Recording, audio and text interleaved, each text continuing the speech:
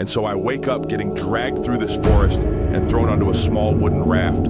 I still don't understand why they just didn't kill me there and then. I'd obviously seen some confidential information that they didn't want me to. And by they, do you mean the government? Yeah, I assume it was them. So I'm wandering down this river, and it's dark, and I'm trying to figure out where I am. I was completely defenseless, and I'm beginning to see these huge crocs in the water close to me. I mean, they were easily 15 to 20 feet long, swimming very close towards the raft. And all of a sudden, I'm starting to hear this loud drum and singing in the distance.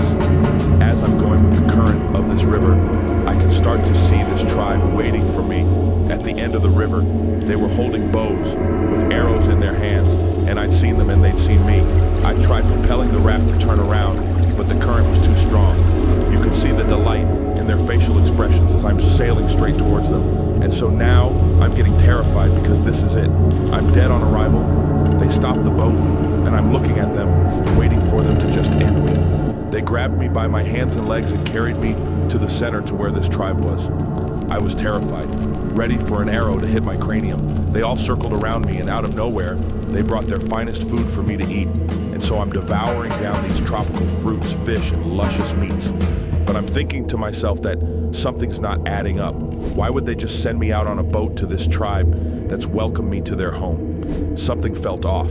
Suddenly, the drumming stopped and these tribe members grabbed me forcefully and dragged me to this bamboo-like cage and threw me in. I was shocked with thoughts racing through my head. Why have they locked me in a cage? Will they eat me? Sweat dripping from down my head, with my heart pounding in fear. And I'm looking around to see many other men trapped in these cages next to me. One of the guys next to me says to me, "Hey, fresh meat, welcome to hell." And at this point, I'm in horror, and I ask him, "What are we doing here?" And he goes, "Oh, you'll find out soon enough." And at this point, I was shaken in fear, hoping to get through the night. Moments later, 2 guards from the tribe, armed with spears, approach us and open one of the cages. The fear in this man's eyes as these tribe members dragged him out of this bamboo cage. I asked the guy next to me, "What are they going to do with him?" And he says, "You don't want to know." And then I see this man getting pushed into this giant cage with this vicious-looking tiger also inside. The tribesmen were crowded around the cage, watching this happen as if it was entertainment to them. Seconds later, this ferocious tiger ripped this man apart. All you could hear were the screams of pain as this tiger tortured him to death. The old man next to me says, "Damn it, another one dead. Tomorrow night, you're up next, buddy." Fear filled my eyes as he said those words to me. I asked him, "How many times have you been in the cage?" And he says, 2 times, and I won't be able to survive a third, showing me the wounds and cuts all over him.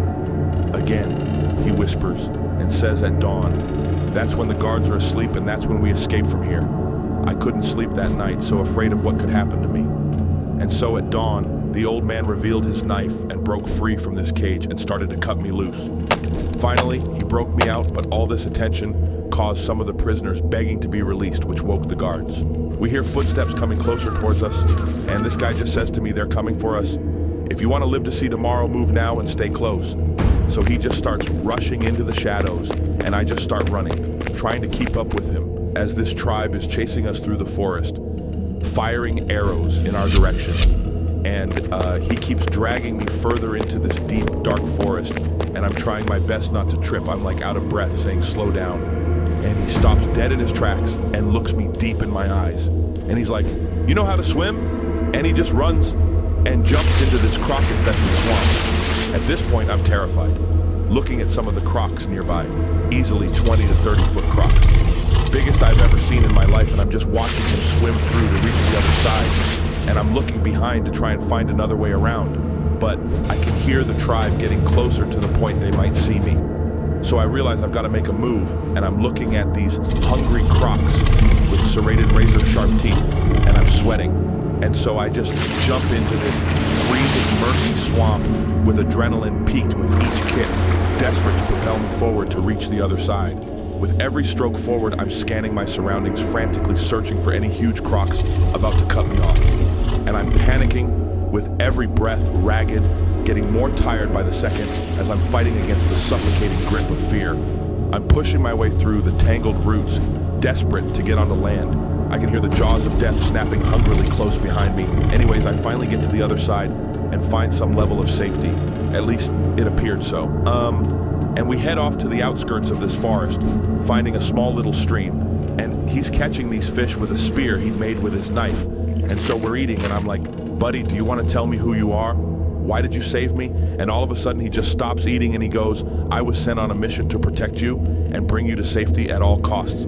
I work for the FBI, Dan. As soon as he said those words, terror surged through me, and I backed up, saying, were you the one who sent me down that river on a boat? How do you know my name? Are you going to kill me? And he says, sit down. If I wanted you dead, you wouldn't be talking to me right now. And I shouted at him, what do you want with me? And he looks me dead in my eyes, and at this point, he's starting to freak me out. He's like, you saw something that night, something you can't explain, something top secret that you were never meant to find, and I'm getting shivers down my spine as I think about it, and my heart pounding with the possibility he may know. But I'm like, how would you know that? And he's like, the government sent you down that river for the ones that know too much. And I'm like, there's more? And he just says, you're not the first one I've come for. And I'm like, where are they? Are they safe? And he goes, dead by now, all because they didn't listen to me. At that point, I've got goosebumps all up my arm, traumatized by what he just said. I'm about to speak, but he quickly cuts me off, putting his hand around my mouth. And he goes, shh, whilst looking around cautiously, and says quietly, they know we're here. And I'm like, who?